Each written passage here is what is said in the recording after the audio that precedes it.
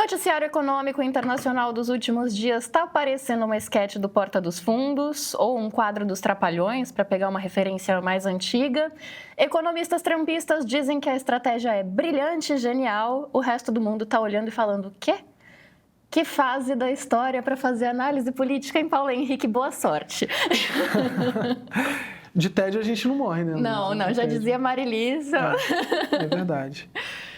Como é que você está vendo essa volta atrás do Trump? O que pode sair daí? É muito interessante. O Trump me parece muito um personagem dessas séries americanas. Aliás, é um estereótipo muito característico da cultura de massa americana, que é daquele cara que cresce na vida sendo um apostador, um gambler, né? Ele aposta e ele vai levando todas, ele vai ganhando todas, né? E essa volta por cima que o Trump deu na última eleição, né? Não só levando a eleição, como ganhando no total de votos, né? Que ele havia perdido na eleição anterior, deu a ele um gás assim para agir de modo absolutamente truculento, né? Desrespeitando decisões judiciais, perseguindo universidades, suspendendo recursos das universidades. A política de imigração também muito acentuada com relação ao último mandato, né? Que a política foi menos eficiente, apesar de mais espetaculosa no último mandato, porque ele criou aqueles campos de concentração dos imigrantes. Eu não sei se as pessoas vão se lembrar disso na fronteira com o México, então as pessoas em cercas, assim. Criança separada dos pais. Mas agora a política está sendo muito mais eficiente. E no campo da economia, não é? Quer dizer, esse modelo protecionista que ele... Eu não sei de quantos de nós vai se lembrar, mas no primeiro mandato do Trump, ele também fez uma política de taxação, sobretudo da China, muito intensa, né? Muito intensa. Mas que era cheia de voltas atrás, digamos assim. Eu acho, assim, é isso. Isso tudo está no campo da aposta, porque a gente não tem como ter certeza, porque ele é um ator político muito imprevisível, né? Mas eu acho que em algum momento ele vai voltar atrás com relação à China, né? Obrigando a China a sentar e negociar. Eu acho que me parece assim o destino mais provável desse conflito. Porque se há um consenso, né? Não há consenso em quase nada com relação ao que vai acontecer, mas há um consenso com relação à inflação. Isso parece, eu não vejo nenhum economista dizendo economistas sérios dizendo algo diferente disso. Do ponto de vista político, que é onde mais propriamente eu posso dar o meu pitaco, eu acho que efeitos de políticas protecionistas a curto prazo são muito mais visíveis do que a longo prazo. Porque vamos supor que a longo prazo o projeto trumpista desse certo e isso fortalecesse a indústria interna dos Estados Unidos, que é o que ele diz, né? Ele botou no Twitter ontem algo do tipo, traga suas empresas para os Estados Unidos, nós vamos facilitar impostos, etc, etc. Para isso produzir um efeito, supondo que isso fosse verdade, para isso produzir um efeito, isso leva um tempo muito maior do que o impacto imediato nos preços das políticas protecionistas dele. Então, eu acho que no curto prazo o efeito vai ser uma perda de popularidade, que já começou, mas eu acho que isso pode ser acentuado, né? Se ele vai conseguir reverter isso, aí só o tempo dirá. Então, eu acho que o que a gente vai ver num primeiro momento é uma certa... dobra a posse e depois recua em alguns pontos, como ele recuou com relação ao 10% os 10% de desconto que ele deu para o resto do mundo, mas eu acho que vai haver mais recuos, ele é muito imprevisível, mas ele é um jogador, né? O Trump não é, apesar de um reacionário, ele não é alguém que tenha convicções muito fortes, né? As convicções dele são convicções compradas no mercado de ideias para o público que ele quer atender. Então eu acho que é isso, uma perda de popularidade eu acho que virá, porque o impacto com relação a eletrônicos é muito provável que seja alto, né? Num país consumista como os Estados Unidos, isso vai ter A gente já está habituado a ter que recuar no nosso consumo, os americanos não, né? Então essa é uma questão interessante, porque quando você falou a respeito dessa piora imediata, na expectativa dos trumpistas, pelo menos, de que haja uma melhora a longo prazo, me lembrou a situação da Argentina, né? Porque o Milei, ele vende essa ideia. Vai ter uma piora na vida num primeiro momento e depois a economia vai melhorar e as coisas vão ficar bem. E na Argentina, que é isso, né? É uma população muito mais acostumada a voltar atrás no consumo ou a ver a economia oscilando e a situação melhorando, piorando do que nos Estados Unidos, né? Mas na Argentina, a gente fez até uma conversa com a Silvia Colombo recentemente aqui no Central. em que ela disse que, mesmo num país que é tão habituado a ter piquetes e protestos e a população na rua reivindicando, nesse momento de piora da vida, isso não está acontecendo, né? E o Milei ele tá com esse benefício da dúvida ali da população argentina. Mas os americanos tendo essa diferença na formação, né, eles não estando acostumados com nenhum tipo de restrição ou de escassez, pode ser que o efeito para o Trump seja diferente, então. É muito interessante essa comparação, né, porque o Milei, inclusive, é um apoiador inconteste do Trump, mas é alguém que pensa a economia de forma absolutamente diversa, né? O caso da Argentina é muito interessante, porque você já tinha um empobrecimento radical da população, um desemprego radical, uma precarização da vida que vinha de uma década, né? Desde antes do Macri, depois com o Fernandes, enfim, a situação vinha degringolando, né? Quer dizer, alguns dados que mostram que metade da população vive com uma renda que é considerada uma renda na faixa de pobreza, né? O Milei, então, ele não é responsabilizado por esse empobrecimento da Argentina. Ao mesmo tempo, ele se beneficia, sobretudo com a valorização da moeda por meio da liberação de entrada e saída de dólares, ele se beneficia demais entre uma faixa da população que tem excedente, que tem poupança, digamos assim, dessa valorização do dólar, né? Então, ele tem uma popularidade estabilizada, né? Porque talvez o que a gente possa dizer é que entre os apoiadores de renda menor, entre os pobres, que o Milei tem um grande apoio entre os pobres, essa expectativa de uma melhora de longo prazo se mantenha, porque ele sempre disse, vai piorar e a gente vai melhorar depois. Ele tem uma popularidade alta também entre a classe média alta, né? Porque para a gente que mora no Rio de Janeiro, a gente sente na pele os efeitos dessa política econômica do Milei, porque a cidade está cheia de argentinos, né? Cheia de argentinos. A coisa de 15 anos atrás se inverteu, né? O famoso dame dos, que o brasileiro chegava em Buenos Aires e comprava um casaco e aí via o preço e falava dame dos, né? Que eles brincavam. A coisa se inverteu, agora são os argentinos no Brasil. Ao mesmo tempo, você não tem uma melhora real da economia na Argentina, você não tem aumento de emprego, você não tem aumento da renda, nenhum índice real de melhora da economia é visível, né? Se você tem um efeito, digamos assim, uma negociação com a precarização que já existia, né? E que não é responsabilidade, ou o eleitor não identifica como responsabilidade do Milei. Nos Estados Unidos não é assim, né? Se a inflação já vinha piorando durante o governo Biden. Se essa inflação piorar muito e ela tiver um impacto no poder de compra do americano, não há dúvida que vai haver uma reação negativa com relação ao Trump, né? Claro, essa relação pode ser sentida como politicamente? A população não vai sair às ruas protestando porque não consegue comprar um iPhone, não é isso. Mas tem as midterms, as eleições, e a depender de quanto tempo durar essa consequência negativa, caso o Trump não volte atrás, caso ele não consiga lidar bem com essa questão, isso pode ter um efeito nas maiorias republicanas na próxima, tanto no Senado quanto na Câmara, na próxima eleição. Pode ter esse efeito, né?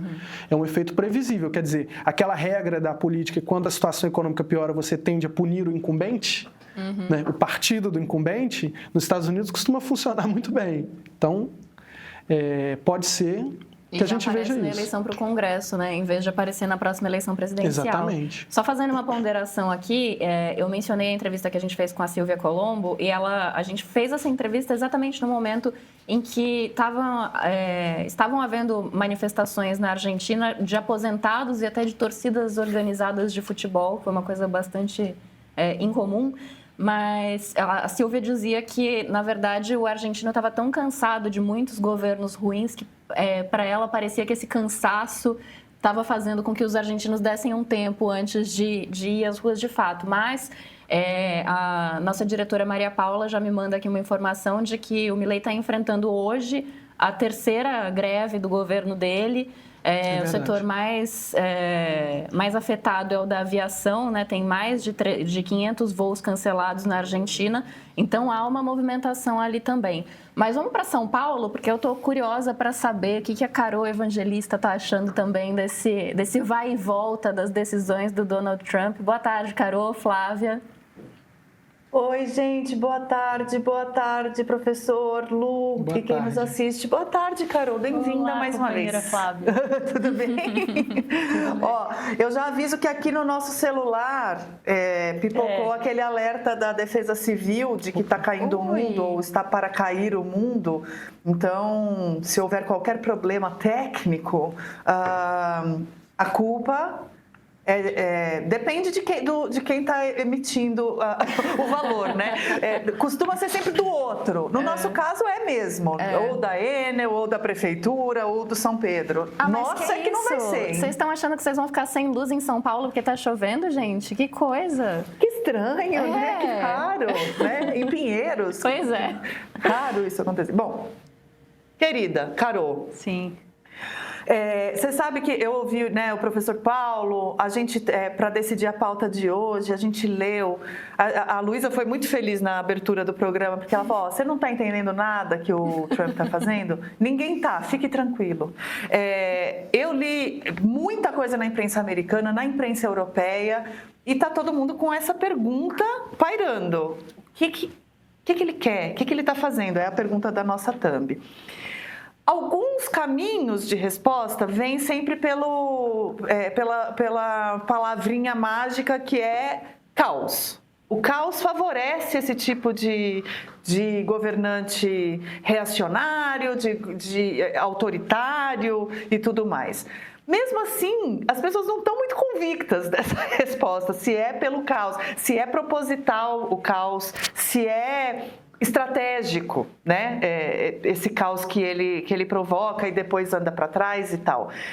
Se você tivesse que escolher uma lente para tentar analisar esses primeiros... Não deu 100 dias? 100 dias não deu com certeza. Acho que não deu 90 dias ainda de governo Trump. Não sei, você falou alguma coisa? Não, desculpa, é que você falou, não deu nem 90 dias. Eu socorro, gente. Não deu. Eu acho que não deu nem 90 mesmo. Eu vou fazer aqui o contador. Por onde que a gente começa, assim? Não é exatamente do zero, porque a gente já teve um mandato Trump antes. Então, esses dias, esses quase 90 dias, eles não são do nada. Eles não brotam do nada. Teve um mandato, teve uma campanha e tem isso. Já dá para tirar algum sentido de alguma ação dele? Boa sorte, como diz a Lu, boa sorte. Eu usaria a lente política e concordando totalmente com o Paulo Henrique. Ele está dobrando a aposta apoiado pelo capital político que dobrou a aposta nele na reeleição. No voto, seja no colégio eleitoral, seja no voto popular.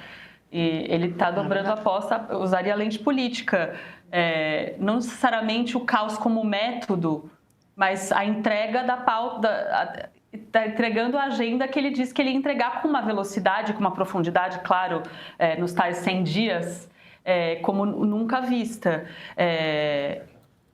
Referendado e turbinado por esse capital político que ganhou outro patamar com a reeleição.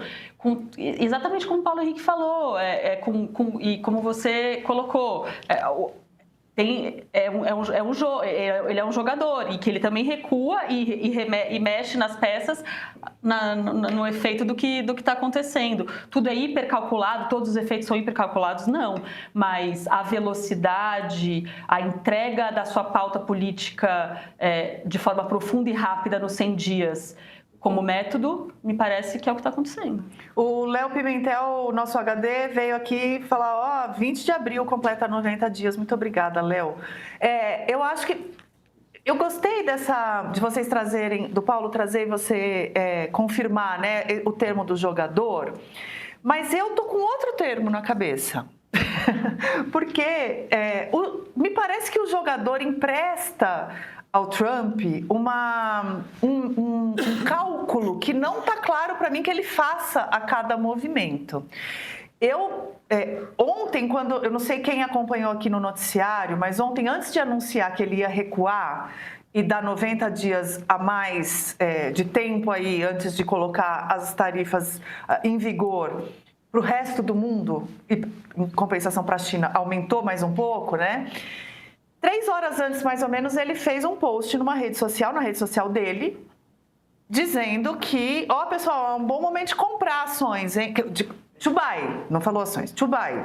Todo mundo entendeu, né? Isso, inclusive, possivelmente vai gerar investigações, já tem senador pedindo para ele ser investigado e tal. E eu olhei aquilo, achei muitíssimo escandaloso, embora tenha ouvido contra-argumentos no sentido de, bom, mas ele é presidente do país, o que tem ele falar, apostem a favor do nosso país, né? Eu acho que não é bem assim, pessoas do mercado financeiro também já falaram, olha, não, tem as regras do mercado financeiro, não autorizam esse tipo de movimento. Mas, enfim, me pareceu que ele revelou um lado dele, que não sei se é estratégico, mas está atuando, que é o do Trambique.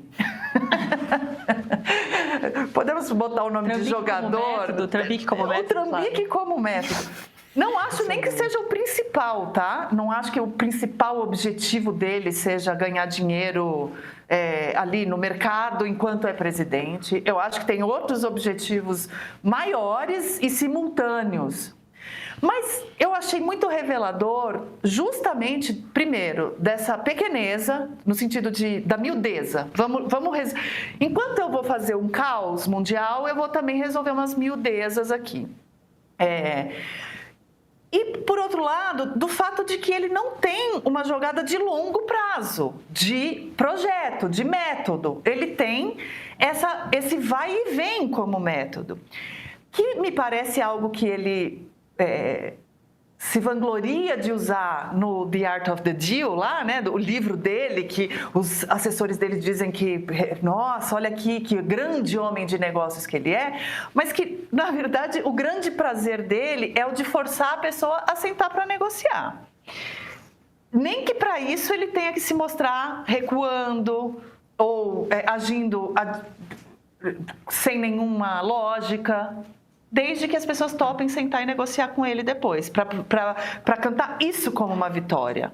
Faz sentido isso para você? Faz sentido, eu concordo. E a gente está aqui falando da economia, então, claro, como a economia tem também pelo poder norte-americano, o impacto que isso gera no resto do mundo, e ele implementando uma política tarifária que ele disse que ele ia implementar lá atrás, mas numa profundidade, numa velocidade sem precedentes, geram reações. Mas se a gente olhar, ele tem um plano, né, Flávia, em outras agências. Os planos, as diretrizes para outras agências, mass deportation e outras declaradas na reeleição estão ditas ali. E ele está executando isso. Exato. Vai gerando o jogo no meio do caminho, mas com entregas nesses 100 dias do que ele disse que ia entregar. E muitas, né? Ele não tem vergonha nem amarras de ir com tudo em 100 dias. Assim, ele mesmo ele tinha avisado, né, A gente vai Carol? assistir um discurso do lado dos 100 dias, o clássico norte-americano, State of the Union, lá, o clássico norte-americano, com um cumprimento de metas do lado dele. A gente vai assistir ele falando isso. Isso vai acontecer. E agora, eu vou devolver para o Rio e trazer o Paulo para a conversa, para a gente fazer aqui circular as ideias, mas eu fiquei pensando uma outra coisa aqui, né? Porque para você trazer as pessoas para a mesa de negociação, você precisa ter alguma credibilidade, né? Para a pessoa querer negociar com você, para o que você está falando um para o outro ter alguma validade, embora, claro, depois os acordos se oficializem em documentos e negociadores vão paralelamente tratando, o teu interlocutor tem que ter alguma confiança, né? Tem que ser confiável. E me pareceu que neste movimento de vai e vem, o Trump talvez não tenha botado na conta o quanto isso abala a confiança nos Estados Unidos. A narrativa dele de por que ele recuou deixou isso muito transparente. Olha, o mercado de títulos ficou aí meio esquisito. E para quem não sabe, ou para quem não nos acompanhou ontem, mercado de título é isso. A pessoa está dando um dinheiro para o governo daquele país, no caso dos Estados Unidos, falando, eu confio tanto no teu sistema que eu vou botar um dinheiro aqui num título para você ir me pagando com juros, enquanto você vai pagando aí tua dívida interna, teus custos internos. O título de dívida americana sempre foi um dos ativos financeiros mais confiáveis do planeta. Conforme o mercado de títulos balançou, o Trump recuou. Parte da imprensa americana que cobre os bastidores diz que isso não é mentira, que ele falou publicamente, realmente foi isso, foi muito decisivo para ele. Agora, só ele voltar atrás não restabelece confianças, nem seja no mercado tarifário, de comercial, seja em qualquer outro, né? Como é que um líder se apresenta ao mundo como uma pessoa não confiável? Ele não tem muito pudores para isso. Se apresenta porque ele é o presidente dos Estados Unidos. Você senta na mesa de negociação porque você confia no interlocutor da sua negociação ou porque você é obrigado a sentar na mesa de negociação com aquele interlocutor, qualquer que seja ele. Mas aí você já não vai com o mesmo tipo de boa vontade, claro, também, né? O que a gente está falando sobre os efeitos agora de curto prazo. Especialmente. O que você acha, professor? O que muda na visão do mundo em relação aos Estados Unidos quando um líder age de forma tão voluntarista assim? Você sabe que a melhor resposta para essa sua pergunta, para mim, quem deu foi ontem ou anteontem, o Lula. Quando ele falava naquela conferência que ele estava presente, ele estava sentado, inclusive, do lado da presidente do México. Ele disse o seguinte a respeito dessa política tarifária do Trump. Trump está apostando no fim do multilateralismo. E eu acho que é exatamente isso. É exatamente isso que vocês estão querendo dizer nesse comentário a respeito da tentativa dele de fazer com que todo mundo se sente para negociar.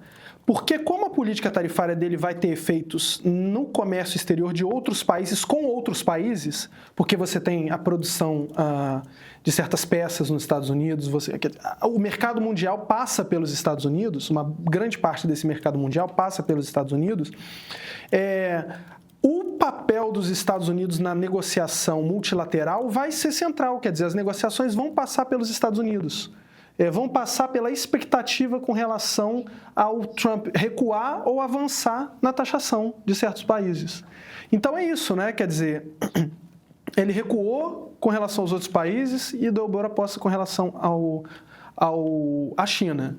Mas a relação Estados Unidos-China é determinante do comércio global hoje, né? Porque parte de quase tudo que a gente consome passa por esses dois países, né? Então é isso, ele está tornando o papel dos Estados Unidos na negociação da política econômica mundial central. A expectativa com relação aos Estados Unidos. Porque, enfim, ninguém discutia no governo Biden, no governo Bush, no governo Obama, nos últimos governos americanos, se os Estados Unidos iam ou não sobretaxar. Quer dizer, havia política de taxação, mas era muito setorial para resolver algum problema com relação à produção interna, externa. Era muito setorial. Agora, uma política de taxação em massa vai tornar a posição dos Estados Unidos determinante para o comércio global. Está tornando, né? Então, eu acho que é isso. O Lula tem razão. No certo sentido, ele está botando fim ao multilateralismo que a ascensão econômica da China tornou mais robusto, né? Inclusive, a balança comercial brasileira hoje a presença da China é maior do que a dos Estados Unidos, né? Então, eu acho que é isso. O ponto do Trump é esse. Então, ele é apostador ou ele é trambiqueiro? Eu acho que tem uma terceira palavra que eu traria para a gente. Ele é um especulador. Ele lança e especula. É isso que ele é, né? Ele fez a riqueza dele com especulação imobiliária. Né? Ele especula, ele lança algo e ele não tem, esse é o ponto. É evidentemente que o Trump é um reacionário. Agora, ele não tem um compromisso apenas com uma visão unívoca das coisas. Ele joga e vê qual é o efeito e recua ou não. Né? E é isso, né? Se tem uma coisa que não dá para para acusar o Trump é de ter cometido nenhum tipo de promessa não cumprida no começo do mandato. É isso. Ele não é. Como é que é o termo que as pessoas costumam usar quando os políticos. É o estelionato eleitoral. Até agora ele não está cometendo nenhum estelionato eleitoral. Ele está entregando tudo que ele prometeu para os primeiros dias de governo dele. Né? Agora, isso não importa muito se os efeitos começarem a ser muito ruins dentro dos Estados Unidos. Então é isso, ele está especulando e vai vendo e vai sentindo o pulso e vai voltando atrás sem pudor se ele sentir necessidade de voltar atrás.